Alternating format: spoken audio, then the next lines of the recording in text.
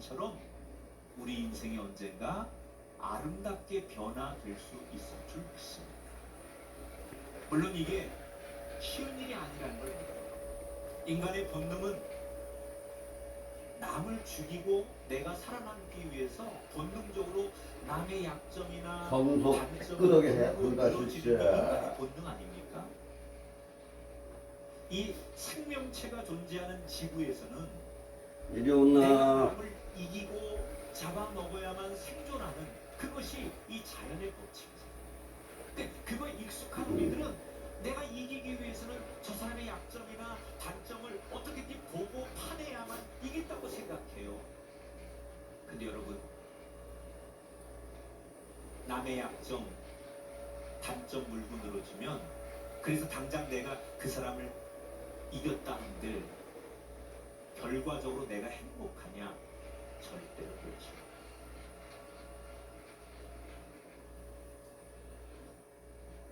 미국 워싱턴 대학교에 존 카트맨이라고 하는 교수가 있어요. 이분 어떤 분이냐면 부부의 대화를 딱 15분만 지켜보면 이 부부가 훗날 이혼을 할지 안 할지를 무려 94% 정확도로 맞추는 아주 경지에 이른 부부관계의 도사입니다. 그럼 15분 대화하는 걸 듣고 어떻게 94%의 확률로 맞추느냐? 이 카트맨 교수가 그 노하우를 자기가 직접 공개했어요. 비결은 간단합니다. 부부의 대화 중에 특별히 부부가 서로 상대방의 약점과 단점과 지난 과거를 가지고 집요하게 찌르고 비웃는 대화가 많은 부부일수록 이혼할 확률이 높아집니다. 그러니까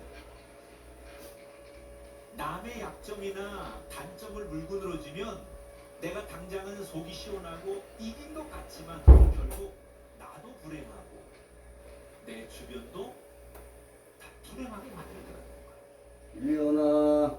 그러니까 결국 우리가 추구하는 삶은 나도 행복하고 내 주변도 더 행복해지게 하기 위해서 우리가 흔히 하는 그동안 살아오던 방식, 남의 약점이나 단점을 주목하는 대신 그 사람에게 어떤 장점이 있고 어떤 가능성이 있는지를 주목하는 시선으로 우리 인생을 살아야 된다.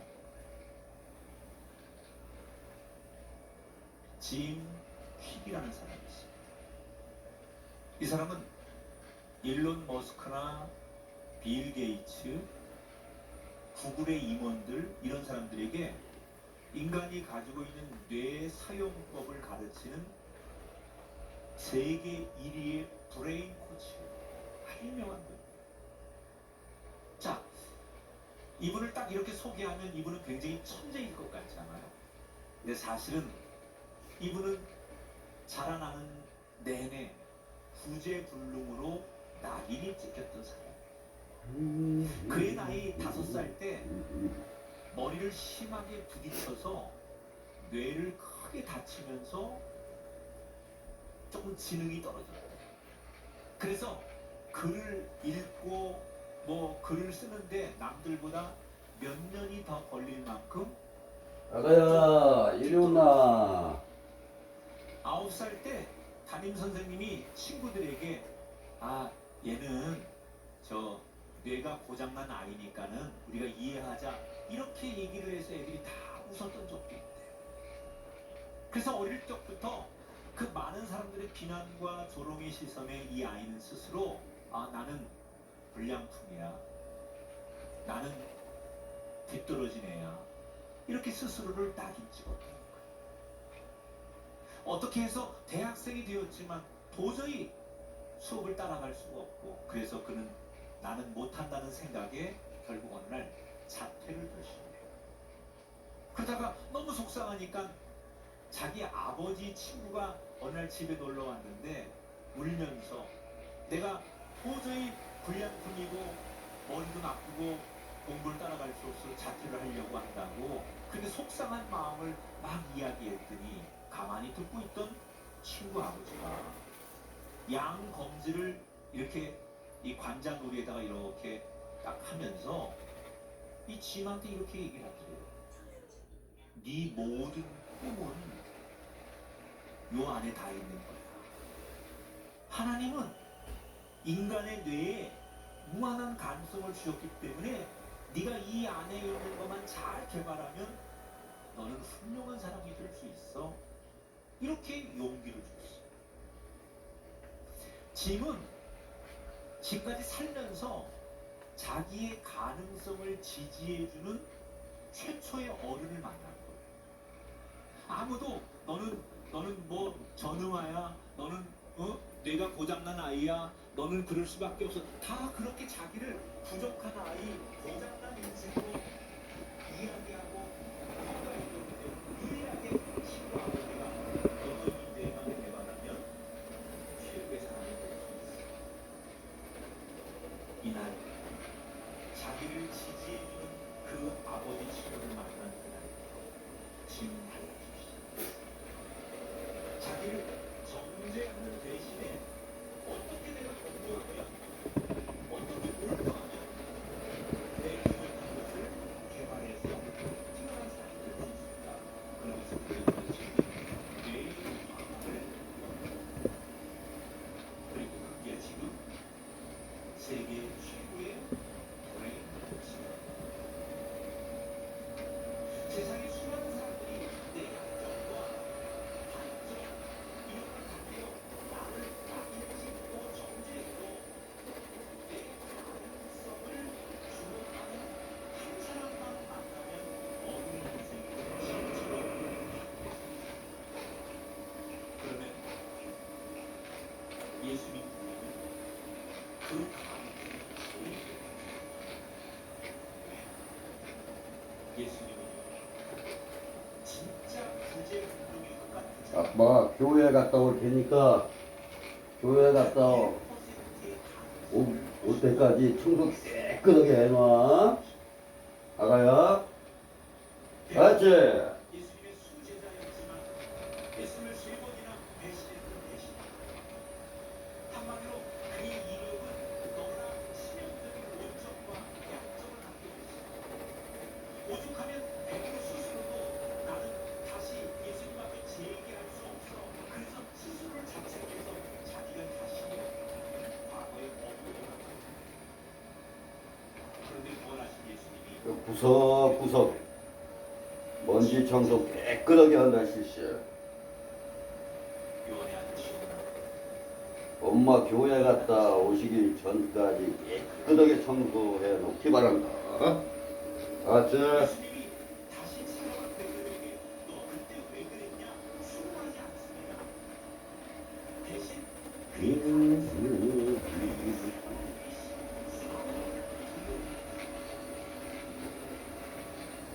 예수님은 베드로의 약점, 사람들이 말하는 그의 부족한 점, 그의 잘못을 모두 대신해 자기가 가지고 있는 가능성에 주목하시는 시선을 가지셨기 때문에 그 시선이 바로 베드로를 위대한 믿음의 사로 갖게 만들었습니다. 여러분은 지금 뭘 보십니까? 여전히 살면서 내 부족한 것, 안 되는 것, 단점, 약점, 그래서 내 자신을 정죄하고 어떤 다른 사람을 정죄하며 살고 있습니까? 그렇다면 오늘 우리에게 주신 이 성경의 메시지처럼 내 안에 단 1%의 가능성이 있다 할지라도 그 가능성에 주목하는 시선을 갖게 되기를 축복합니다. 자기 자신에게도 남에게도 그 가능성의 시선을 가지고 보는 인생입니다. 이제 새 학기가 시작되죠. 부모님들이 정말 이 자녀들에게 이걸 잘해야 되는 게 자녀들의 성적만으로 험한 말을 하시고 물론 공부도 잘하면 좋지요. 그런데 혹 성적만으로 자녀들의 모든 걸 결정하지 말고 대신 내 자녀가 가지고 있는 또 다른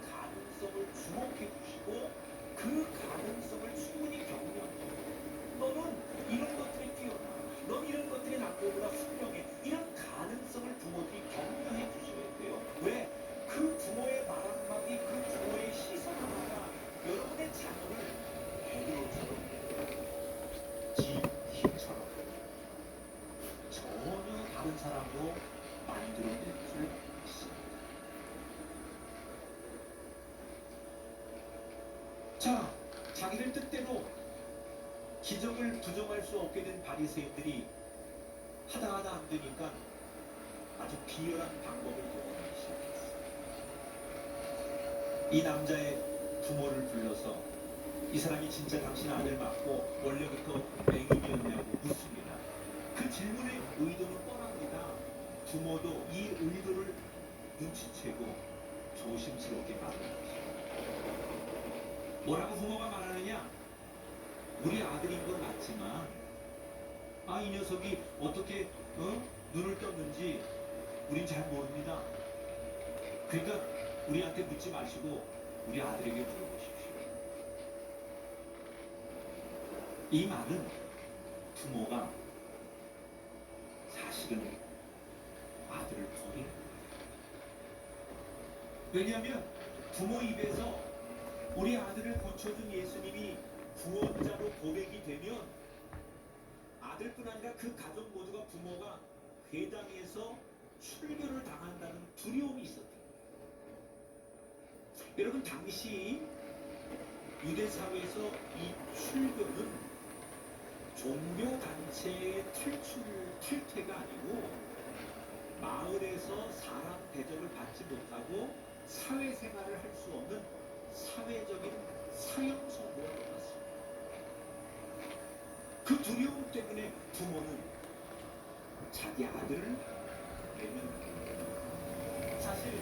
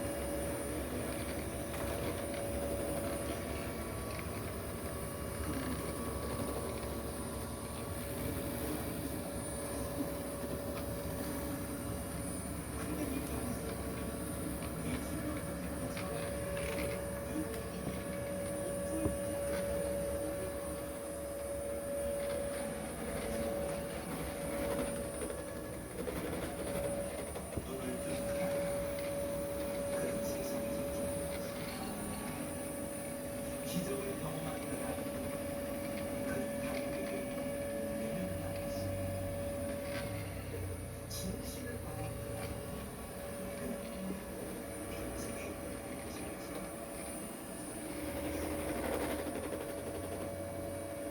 세상의 차가운 시선에 부딪혀서 철저한 외면에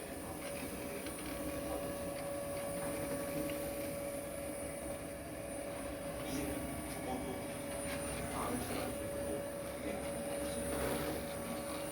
그런데 철저히 홀로 버려진 그 순간 어떤 분이 자기에게 다가와 손을 내밀며 이렇게 말했습니다. 너는 구원자를 믿는다. 이 목소리가 익숙한 목소리. 바로 자기가 앞을 볼 수 없었을 때 자기에게 지금 사람이 하늘 아래 가서 싣고 그분이지 내게 다가오셔서 손을 나와 함께 가자고